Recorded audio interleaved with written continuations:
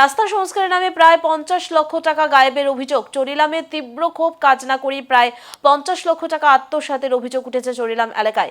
অভিযোগ অনুযায়ী চরিলাম পরিমল চৌমুহনী থেকে গোলাঘাটি পর্যন্ত প্রায় 8.5 কিলোমিটার রাস্তা সংস্কারের জন্য এই অর্থ বরাদ্দ হয়েছিল, কিন্তু দীর্ঘ সময় পেরিয়ে গেলেও রাস্তায় কোনো দৃশ্যমান সংস্কার কাজ না হওয়ায় এলাকাবাসীর মধ্যে ক্ষোভ চরমে ওঠে।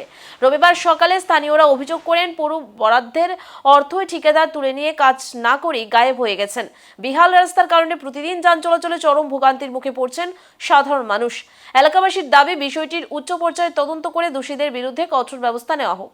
আমরা রাস্তা চরিলাম পরিমল চৌমুহনী থেকে গোলাঘাটি পর্যন্ত লাঠিয়াছড়া ভাইয়া রাস্তাটা গেছে। এই রাস্তাটা 50 লাখ টাকার কাজ হয়েছে বলেছিরা, তারা পোস্টার লাগাইছে, কিন্তু আমরা 2021 থেকে 2025 অবধি 5 বছরে মেনটেন্যান্স হওয়ার কথা, কিন্তু কোনো মেনটেন্যান্স হয়েছে না।